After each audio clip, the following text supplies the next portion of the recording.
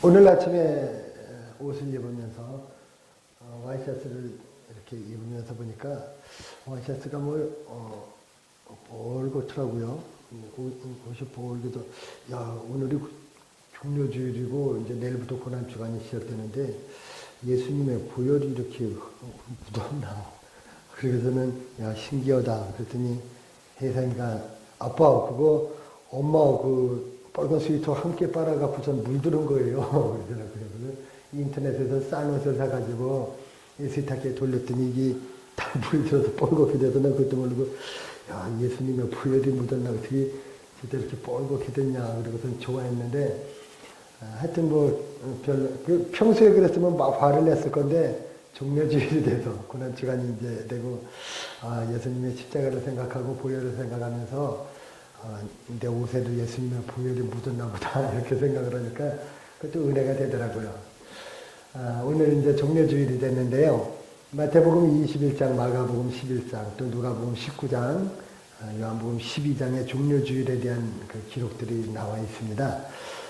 예수님께서 그 공생의 기간 중에 유월절을 지키신 것이 성경에 3번 기록이 되어 있는데, 그래서 예수님께서 3년 남짓 사역을 하셨다고 하는 것이 이제 정설로 되어 있죠. 그 마지막 유월절 예수님께서 공생의 기간 중에 3번째로 올라가셨던 그 유월절 예루살렘으로 올라가신 그 기사가 나옵니다. 예수님께서 예루살렘으로 이제 올라가시면서 예루살렘 가까이 오게 돼서 예루살렘 맞은편 감람산의 그 벳바게라는 마을이 있습니다. 벳바게 마을에 이르렀을 때 예수님께서 제자 둘을 보내시면서 이렇게 말씀하셨습니다. 야, 너희들 저 앞에 마을에 내려가면은 말뚝에 메어있는 나귀하고 나귀 새끼가 있을 거다. 그러면 너는 그 나귀하고 나귀 새끼를 그 말뚝에 메어있는 걸 풀러가지고 데리고 와라. 만약에 누가 무슨 말을 하거든 주님께서 쓰시겠다고 하셨습니다. 이렇게 말을 해라. 그러면 보내줄 것이다. 아니 게 아니라 제자들이 가서 보니까는 나귀하고 나귀 새끼가 있는데 그 남이 나귀잖아요. 남이 건데 그걸 풀어오는데 주인이 당신들 뭐요? 주님께서 쓰시겠답니다. 그러니까 아무 소리 안 하고 또 보내주는 겁니다. 이렇게 된 것은 구약성경의 스가랴서 9장 9절에 이미 예언된 말씀을 이루시기 위해서 예수님께서 그렇게 하신 것입니다. 스가랴서 9장 9절 말씀에 보면은 시온의 딸에게 이르기를 네 왕이 네게 임하시나니 그는 겸손하여서 나귀 곧 멍에 매는 짐승의 새끼를 탔도다 하는 그 예언이 나와 있습니다. 그러니까 예수님께서 예루살렘 성에 들어가실 때 나귀 타고 들어가실 거라는 건 벌써 지금으로부터 2500년 전 예수님 오시기 한 500년 전에 이미 예언이 되었던 말씀입니다. 예수님께서 스가랴 선지자 예언대로 이제 나귀 새끼를 타고 예루살렘으로 들어가셨어요. 제자들은 다 이상하게 생각했을 겁니다. 아니 예수님께서 왕으로 지금 이제 예루살렘으로 들어가면 왕이 되실 텐데 왜냐하면 그때 요즘 말로 말하면 대세라는 말이 있잖아요. 야, 뭐가 대세야. 예수님을 따르는 무리들이 점점 불어나고 온 나라에서 그냥 들썩들썩하고 예수 그냥 모든 사람들이 그냥 예수를 왕으로 삼자고 이렇게 하는 때였기 때문에 예수님께서 예루살렘으로 들어가신다고 하니까 예수님께서 예루살렘 성에 들어가서 이제 왕이 되시려나 보다 이렇게 생각을 하신 거죠. 그럼 예루살렘의 왕으로 들어가시면은 예루살렘의 왕으로 들어가실 때에 좀 멋지게 아주 커다란 준말을 타고 이렇게 들어가셔야지 나귀 새끼 타고 들어가니 이게 말이나 되냐? 너무 보잘것없는 것 아니냐? 요즘 쓰는 그 아이들 쓰는 말로 이거 뽀대가 나지 않는다. 우리나라에서 좀 제일 좋은 차가 무슨 차입니까? 에쿠스인가요? 이런 최소한 그런 거라도 타고 들어가든지 외제차가 아니더라도 그거 타고 들어가야지 무슨 티코나 내가 타고 다니는 그 스파크 마티즈 같은 거 그거 달달달달 타고 이렇게 들어가면 그 어디 왕체면이 서겠느냐? 나귀 새끼를 타고 가는 건 이건 안 어울린다. 이렇게 이제 생각을 하고 있었던 겁니다. 근데 예수님께서 나귀 새끼를 타고 가신 거는 구약 성경에 메시아에 대한 예언이 다 뭐 여러 군데에 나와 있는데 그 중에 나귀 새끼를 타고 예루살렘으로 들어가시는 그 메시아 예언이 있습니다. 그 구약 성경의 예언대로 그대로 이루신 거예요. 그러니까 예수님께서 뭐 탄생하실 때부터 모든 그 예수님의 생애와 우리의 구세주가 되시는 것과 이것이 다 구약 성경에 예언된 대로 되었기 때문에 예수님께서 우리의 구세주가 되시고 우리의 메시아가 되는 것이 확실하고 틀림이 없습니다. 만약에 그 구약 성경에는 예언이 이렇게 되어 있는데 예수님께서 그 예언과는 달리 어디서 야 내가 이제 왕 될 거니까 말 끌고 와 커다란 말 한 마리 끌고 와 그래서 말 타고 들어갔다 그러면 이 예언하고 이게 안 맞는 거죠. 그건 가짜 메시아입니다. 근데 예수님은 구약 성경에 예언된 대로 나귀 새끼를 타고 예루살렘으로 올라가신 거예요. 근데 그 예루살렘으로 올라가실 때 나귀 새끼를 타는데 나귀 새끼가 이제 아직 짐을 한 번도 실어보지도 않고 뭘 태워보지도 않은 아주 나귀 새끼 이제 뭐 한 1년이나 됐을까 아주 처음 이제 말하자면은 우리식으로 말하면 수처녀라고 그래야 되나요? 아주 남자를 알지 않은 처녀가 수처녀 아니겠습니까? 이 짐승도 한 번도 뭘 짐을 실어보지도 않고 태워보지도 않은 아주 그냥 이제 아주 어린 나귀 새끼를 타고 올라가시는데 그 나귀 새끼 그 등에 이렇게 예수님께서 올라 앉으셔야 되는데 그 나귀 새끼가요, 그 뭐 비쩍 말라갖고 저도 뭐 어렸을 때 외할아버지 댁에 가서 옛날에는 그 소를 웬만한 집마다 소를 길렀어요. 소를 길러야 이 밭도 갈고 무슨 마차를 끌어서 짐도 옮기고 그러는데 그때는 경운기도 없고 무슨 차 같은 건 있지도 않고 그럴 때였으니까 트랙터나 이런 거 없으니까 다 이 짐승이 소가 밭을 갈고 논을 갈고 썰애질하고 다 그랬잖아요. 그 송아지 처음 이제 나서 어느 정도 이제 송아지가 자라서 이제 중송아지 정도 되면은 송아지 뒤에다가 이렇게 무슨 커다란 통나무 같은 걸 매달아서 끌고 가게 그냥 저쪽 신장로 쪽으로 한 바퀴 쭉 돌고 이건 며칠을 합니다. 그러면 통나무 그 위에 타고서는 재밌더라고요. 그리고서는 다니기도 하고 또 이 소 등에 뭘 이제 실어서 옮기는 이제 이렇게 멍에를 걸고 해서 여기다 해서 양쪽으로 이렇게 실기도 하고 여러 가지로 이제 교통수단이 없으니까 그 훈련을 시켜야 되는데 소 위에 짐을 싣기 위해서 이제 외할아버지가 소 고삐를 붙들고 이제 동네를 이렇게 계속 돌아요. 위에 뭘 이제 싣거나 그러면서 그때 이제 저도 이제 그 위에 올라타가지고서는 이제 타봤어요. 근데 이 송아지가 지금에야 살도 잘 먹이고 살이 봉봉하게 잘 쪄가지고선 그래도 좀 덜 할 텐데 옛날에 삐쩍 말린 그 소가 그 올라타면 얼마나 궁뎅이 아프고 엉덩이가 아주 아프고 불편하단 말이에요. 예수님께서 이 나귀 새끼를 타시는데 낙이 어디서 갑자기 안장을 앉혀야 되는데 안장도 없고 아무것도 없으니까 제자들이 그냥 다 자기 겉옷을 벗어서 그 나귀 위에 올려놓고 예수님이 그 위에 앉으시도록 그렇게 이제 해드렸던 겁니다. 모든 사람들이 사실은 이제 그때 당시에는 이 겉옷이 옷이 아주 귀할 때였습니다. 지금은 흔한 게 다 옷이고 아무 개에서 주워 입어도 되고 의대 입어도 되고 돌아다니는 게 다 옷이니까 괜찮은데 2000년 전에 그 이스라엘 사회가 옷이 귀했어요. 그래서 어디 겉옷 같은 것은 꼭 아주 필수품이었습니다. 그 나라는 아주 낮에는 덥고 밤에는 추웠기 때문에 밤에 그거 없으면 잠을 잘 수가 없습니다. 잘못하면 얼어 죽을 수도 있고 저체온증으로 이 아주 겉옷이 필수품이고 그것이 밤에는 이불이 되고 그것이 재산 목록 1호입니다. 돈 없는 사람들은 어디 가서 돈을 얻고 돈을 꾸려면은 그 겉옷을 벗어서 아무것도 없으니까 재산이 없으니까 겉옷이라도 벗어서 저당 잡히고 이제 돈을 빌리기도 하고 하는 아주 귀한 의미의 이 겉옷인데 자기의 생명을 지켜주는 것과 같은 것인데 그 겉옷을 벗어서 그 나귀 등에다가 얹어서 예수님을 타시도록 그렇게 해주었던 겁니다. 여러분들도 교회 나오실 때마다 뭐 헌금을 드리고 정성껏 예물을 준비하고 하는 것이 예수님 앞에 내가 정말 귀한 것, 나에게는 없어서는 안 되는 이 가장 귀한 물질을 주님 앞에 드리는 겁니다. 제자들이 예수님의 그 나귀 위에 겉옷을 벗어서 올려서 깔아드렸던 것 같은 그런 마음으로 우리가 헌금을 드리는 거죠. 근데 이 제자들이 서로 그렇게 앞을 다투어서 자기 겉옷을 벗어서 나귀 새끼 등에 깔아드리고 그렇게 헌신을 했는데 예수님께서 얼마나 고마우셨겠습니까? 자기가 이제 예루살렘으로 올라가는데 그 나귀 위에 그렇게 옷을 깔아주니까 참 고마웠겠죠.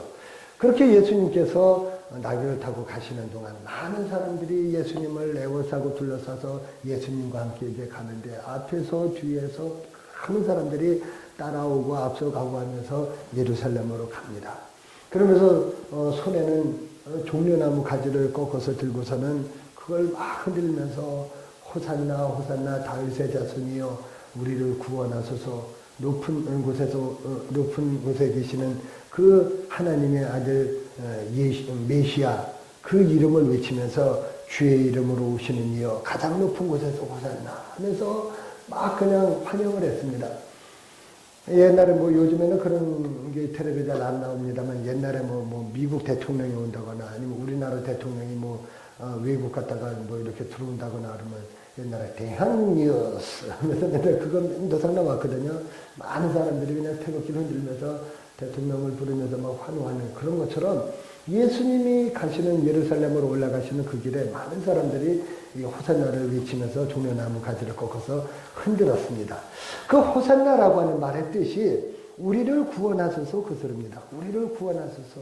그때 당시 이스라엘은 로마의 식민지였기 때문에 예수님께서 왕이 되셔서 이 나라를 로마로부터 구원해 주시고 우리 이스라엘이 강성대국이 될 수 있도록 해 주십시오. 뭐 그런 뜻으로 호산나 우리를 구원하소서 다윗의 자손이요 가장 높은 곳에서 호산나 주의 이름으로 오시는 이요 하면서 예수님을 환영을 했던 겁니다.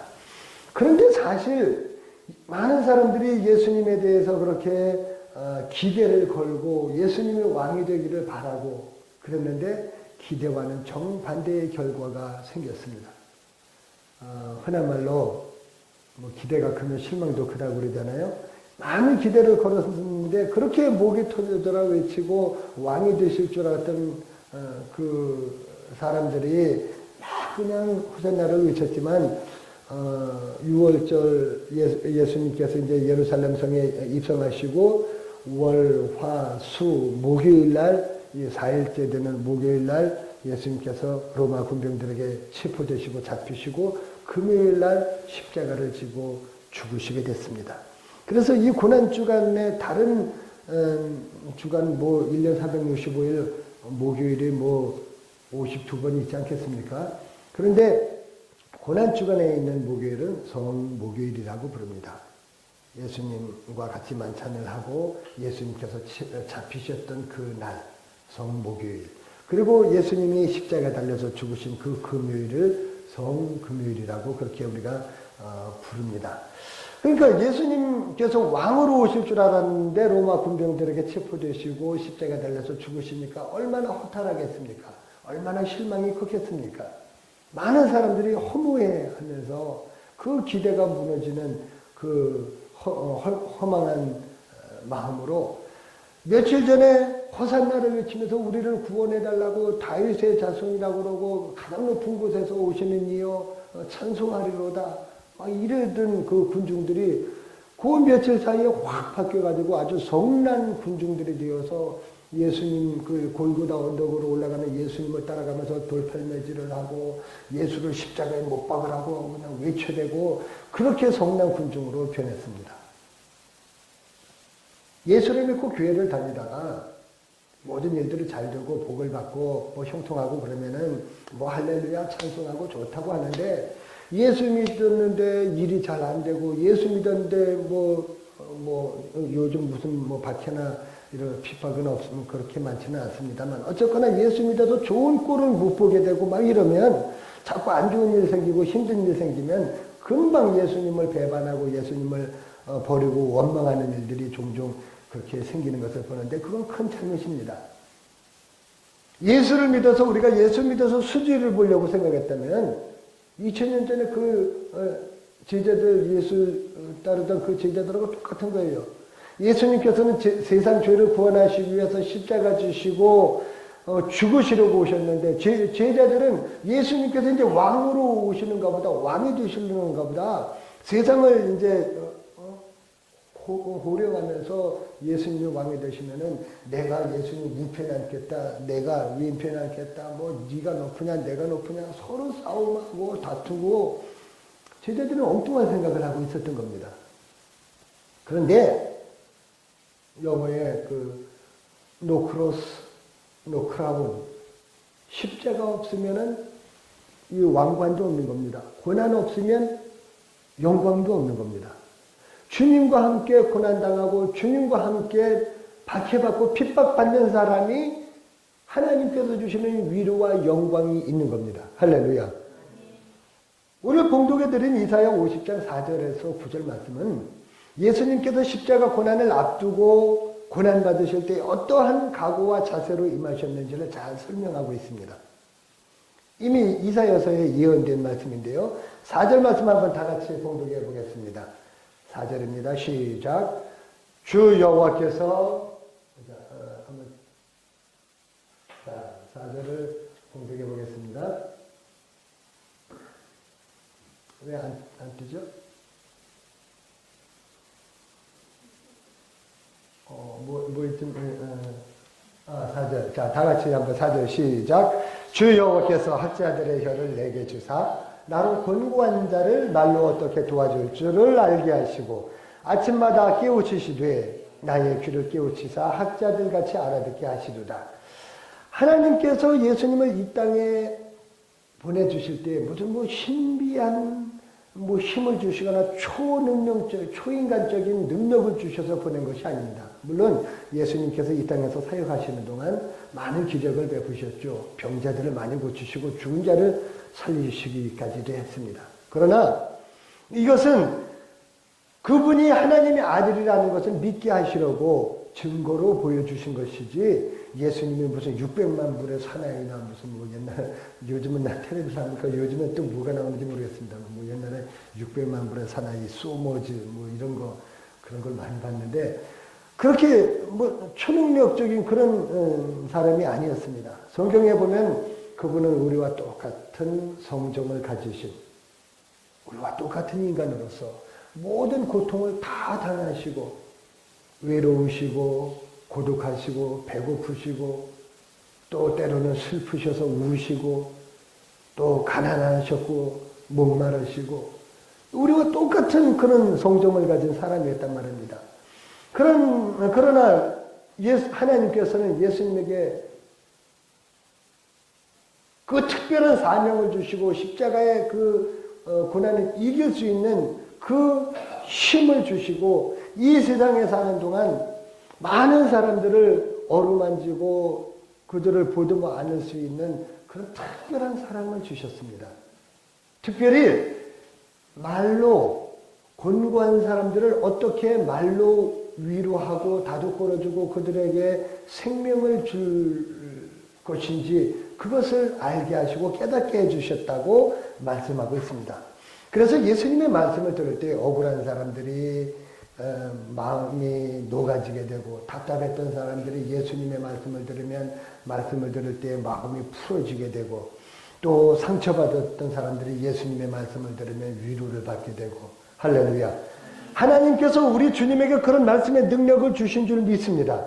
그래서 여러분들도 성도님들도 어디 다니시다가 누구 어려운 사람, 곤고한 사람, 어려움을 당하는 사람 만나면 내가 말로 그런 사람들을 어떻게 도와줄 줄을 알게 하여 주시옵소서. 내가 말씀으로 하나님의 말씀으로 그들을 위로할 수 있도록 나에게 내 혀를 학자들의 혀처럼 내 혀를 사용하여 주옵소서. 할렐루야. 그렇게 기도하시기를 바랍니다. 여기서 말씀하고 있는 이 학자들의 혀는 뭐 특별히 공부를 많이 한 학식이 많은 그런 학자들이 아니라 배우는 사람들의 혀라는 뜻입니다. 제자들의 혀, 예수님으로부터 말씀을 배우는 그런 사람들은 다 학자예요. 예수님의 그 제자들처럼 가르침을 받는 사람들을 학자라고 그렇게 말씀을 하고 있습니다. 그래서 우리는 모두 다 학자인 줄 믿습니다.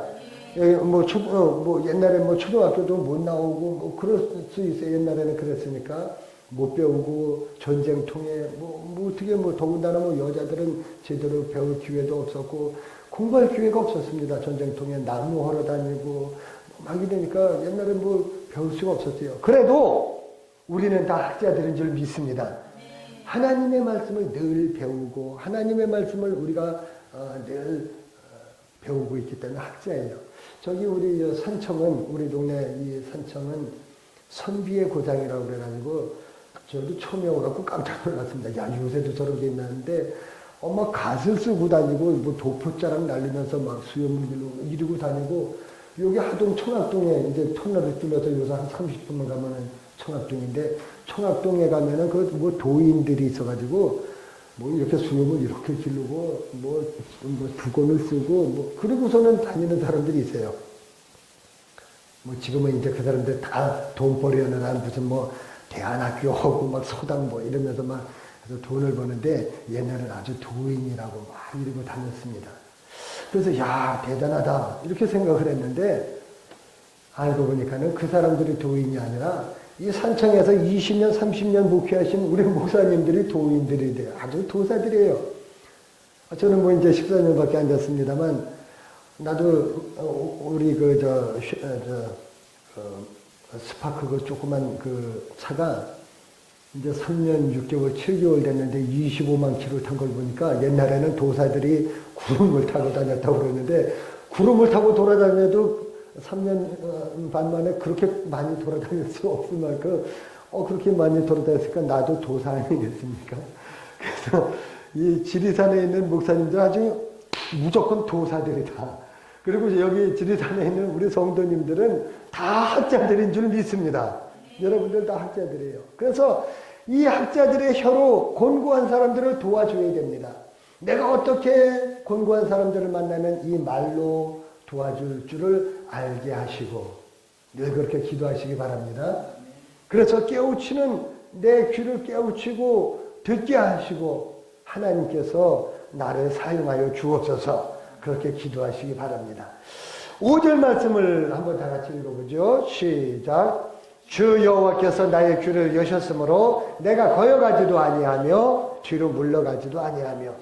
여러분들 하나님께서 귀를 열어주시면은요, 그래서 성경 말씀에 들을 귀 있는 자는 들어라, 듣지 못하는 자는 못 듣는 거예요. 말씀을 들어도 깨닫지 못하면은 하나님께서 지혜를 주셔서 깨닫게 하시지 않으면은 알아들을 수가 없는 겁니다. 그러나 하나님께서 귀를 열어주셔서 하나님의 말씀을 들으면은 이것이 진리구나, 내가 순종하고 나가야 할 길이구나, 이것을 알게 되면은 하나님의 말씀을 거역할 수가 없습니다. 믿습니까? 그래서 하나님의 말씀을 거역하지도 아니하고 뒤로 물러서지도 아니하고 오직 말씀을 따라서 전진하고 앞으로 천국을 향해서 나가게 될 줄 믿습니다. 하나님께서 우리의 귀를 열어주셨을 때 그렇게 되는 거예요. 그래서 귀를 여는 것이 중요합니다. 예수님께서도 이 말 못하는 사람 그 혀를 풀어주시고 귀 듣지 못하는 사람 귀를 열어주시면서 에바다 하면서 이 혀를 풀어주셔서 말하게 하시고 귀를 듣게 하시지 않으셨습니까? 들어야 됐어요. 들어야 됩니다. 그리고 혀가 풀어져서 하나님의 말씀을 증거할 줄 알아야 됩니다. 하나님의 말씀을 듣는 자는 그 말씀에 순종해야 되는 것이고요. 어떤 어려움이 와도 어떤 고난이 와도 뒤로 물러서서는 안 되는 겁니다. 신앙생활을 하다가 가끔 보면은 섬찟 놀라기도 하고 그냥 주저앉아서 그냥 이렇게 뒤로 물러나는 사람들이 있는데, 주님 앞으로 나가는 길은 앞으로만 가는 것이지 뒤로 가는 길은 없습니다. 예수님께서 십자가 고난 받으실 때 연약한 육체였지만은 끝까지 앞으로 나가시고 십자가에 기어이 달리셔서 죽어주셨습니다. 그러면서도 한 번도 그냥 억울한 표정을 짓는다거나 한 번도 거부하시거나 하시지 않고 다 순종하시고 당당하게 고난을 받으셨습니다. 6절 말씀 보면은 나를 때리는 자들에게 내 등을 맡기며 내 수염을 뽑는 자들에게 나의 뺨을 맡기며 모욕과 침뱉음을 당하여도 내 얼굴을 가리지 아니하였느니라. 예수님께서 그 빌라도 법정에서 재판받으시고 목요일날 잡히셔서 재판받으시고 밤새도록 고초당하시고 이놈 저놈 와서 주워받고 갈대로 그냥 머리를 때리고 뺨을 때리고 얼굴에 침을 뱉고 채찍으로 채찍이 쇠갈고리가 옛날에는 짐승의 뼈 조각 같은 거나 쇠 조각 같은 걸 그 채찍 끝에 달아가지고 휙 치면은 그냥 몸에 층층 감기면서 휙 그냥 채찍을 때리고 잡아 끌면 살점이 뚝뚝 떨어져 나가는 그 고난 고초를 다 당하시면서도 예수님께서도 잘못했어요. 안 그럴게요. 한마디 안 하시고 하나님의 아들로서 세상의 죄를 지고 십자가에 죽으시는 그 메시아의 사명을 끝까지 감당하신 줄 믿습니다. 여러분, 예수님의 그 고난을 생각하면은 누가 나를 괴롭게 하고 누가 나를 못살게 굴면은 그걸 가지고 할 것이 아니라 그래 때려라, 더 때려라, 마음껏 때려라, 내 등짝을 다 맡겨버려도 우리 주님처럼 그 고난 그 고통을 마다하지 않고 끝까지 그 길로 가는 겁니다. 누가 내 수염을 잡아 뜯으면 그래 뜯어라, 마음껏 뜯어라. 누가 내 얼굴에 침을 뱉으면 그래 내 얼굴에 침을 뱉어라, 마음껏 한번 모욕해봐라. 당당하시기 바랍니다. 예수님은 누가 그랬다면서요. 내 무덤에 침을 뱉어라. 그런 책을 쓴 사람인데 무덤에 침을 뱉은 것이 아니라 멀쩡히 살아있는 사람 눈이 새파랗게 뜨고 살아있는 그 예수님에게 침을 뱉고 그 모욕을 다 주셨지만 예수님은 얼굴을 가리지 않으셨습니다. 우리를 위해서 그 고난 그 모욕을 다 받으신 겁니다. 그런데 예수님께서 그렇게 당당하게 그 고난 모욕을 받으신 이유가 있습니다. 그 이유가 7절, 8절, 9절 말씀에 있는데 한번 7절, 8절, 9절 다 같이 한번 읽어봅니다. 시작. 주 여호와께서 나를 도우심으로 내가 부끄러워하지 아니하고 내 얼굴을 부싯돌같이 굳게 하였으므로 내가 수치를 당하지 아니할 줄 아노라. 나를 의롭다 하시는 이가 가까이 계시니 나와 다툴 자가 누구냐? 나와 함께 설지어다. 나의 대적이 누구냐? 내게 가까이 나올지어다. 보라, 주 여호와께서 나를 도우시리니 나를 정죄할 자가 누구냐? 보라, 그들은 다 옷과 같이 헤어지며 좀이 그들을 먹으리로다. 할렐루야. 우리가 고난을 받아도 당당할 수 있는 이유가 바로 그겁니다. 주 여호와께서 우리를 도와주시기 때문에. 할렐루야. 우리 하나님이 우리를 도와주시기 때문입니다. 나를 의롭다고 인정해 주시는 우리 하나님이 나와 가까이 계시기 때문입니다. 그렇기 때문에 우리가 고난을 당해도 부끄러워할 필요가 없습니다. 당당합니다. 우리 하나님께서 우리의 얼굴을 부싯돌처럼 굳게 해주셨기 때문입니다. 요즘 철면피라는 말을 많이 쓰는데 아주 뻔뻔하고 아주 파렴치한 걸 철면피라고 그러죠. 그러나 이 부싯돌같이 굳게 해주셨다는 건 파렴치한 것이 아닙니다. 당당한 겁니다. 우리가 어디 가서 전도할 때 예수 믿으라는 말 한마디 못해서 그냥 쭈뼛쭈뼛 서고 말고 그러고서는 오는데 정말 이 믿음이 생기면 당당하게 예수 믿으십시오. 내가 예수 믿고 이렇게 새 사람이 되었습니다. 주님이 나를 위해서 십자가 지시고 죽으셨습니다. 다시 살아나셨습니다. 내가 이제 영원한 생명으로 우리가 다시 살아날 것입니다. 할렐루야. 증거할 수 있는 거예요. 부끄러움이 없이 떳떳하고 당당하게. 요즘 아이들이, 초등학교 아이들이 학교에서 밥을 먹으면서 기도하는 아이들이 없대요. 근데 우리 주일학교 애한테 물어봤더니 너 기도하냐 그랬더니 아니요. 왜 안 하냐. 아무도 기도 안 하고 자기도 아무도 안 하는데 자기도 기도하기가 멋쩍고 그러니까 기도를 안 한다는 거예요. 아니 생각해보세요. 자기들이 지들이 언제 내가 예수 믿는데 도와줬어요. 돈을 한 푼 보태줬어요. 내가 예수 믿고 내가 하나님의 자녀로서 나는 하나님을 믿는 사람이고 그 기도하는 거 당연한 건데 그걸 부끄러워서 기도를 못한다고 하니까 이게 얼마나 문제예요. 부싯돌처럼 그 얼굴을 단단하게 해주신 그 하나님을 의지하시기 바랍니다. 그래서 내가 예수 믿는 사람인 것을 당당하게 밝혀야 됩니다. 누가 나와 다툴 자가 누구냐? 나와 함께 설지어다. 링 위에 한번 올라와서 여기서 여기서 한번 붙어보자. 이리 가까이 와봐라. 악한 사탄 마귀, 그래 너가 나를 공략하고 나를 공격하느냐? 이리 가까이 와라. 나 한번 다퉈보겠다는 거냐? 요즘 아이들 말로 오늘 나랑 한번 맞짱 떠보자. 담대하시기 바랍니다. 세상과 한번 맞짱 떠보는 거예요. 악한 사탄 마귀가 얼마나 언제든지 공격을 해와도 한번 붙어보는 겁니다. 왜요? 주 여호와께서 나를 도와주시기 때문에. 할렐루야. 나를 의롭다고 인정해 주시는 우리 하나님께서 나와 가까이 계시기 때문에. 믿습니까? 담대하시기 바랍니다. 오히려 의를 위하여 핍박을 받는 자는 복이 있나니 천국이 그들의 것이며. 마태복음 5장 10절 말씀. 하나님을 위해서 내가 박해를 받고 핍박을 받는다고 한다면 내가 더 영광을, 주를 위해서 하나님의 나라에서 그 영광을 받게 될 것이니 감사하는 거예요. 여러분들 오늘 예수님의 고난, 이제 내일부터 고난 주간이 시작됩니다. 성목요일에 예수님 체포되시고 금요일에 예수님 십자가 지시고 돌아가신 그 성금요일이 이번 주간입니다. 고난 주간이에요. 그 예수님의 고난을 생각하면 우리가 당하는 고난 아무것도 아닙니다. 우리가 예수 믿어서 어려움 생기는 일, 또 그 외에도 우리에게 당하는 많은 수많은 고난들, 이런 고난들이 다가올 때마다 예수님의 십자가를 생각하시고 이기시기를 바랍니다. 그리고 우리 주위에 어떠한 그 곤고함을 받는 사람들 만나면 주께서 나에게 학자들의 혀 같은 그런 혀를 주셔서 지혜롭게 그들을 잘 위로하고 그들을 다독거려 줄 수 있도록 예수의 그 사랑을 베풀어 줄 수 있도록 나에게 지혜와 능력을 주시옵소서 기도하시기 바랍니다. 나의 귀를 열어주셔서 하나님의 뜻을 깨닫게 하시고 어떤 어려움이 있더라도 우리 주님 끝까지 순종하고 거역하지 않고 우리 주님 앞으로 나아가되 물러서지 않는 그런 신앙인들도 계시고 주님의 이름으로 간절히 축원합니다. 기도하겠습니다. 하나님 아버지 은혜를 감사합니다.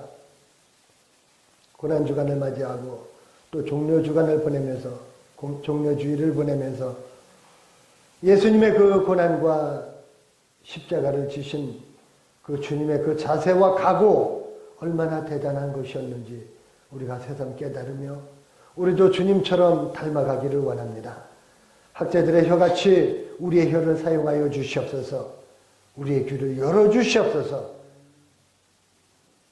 영광의 부활에 우리가 기쁨으로 동참할 수 있도록 주님 역사하여 주시옵소서.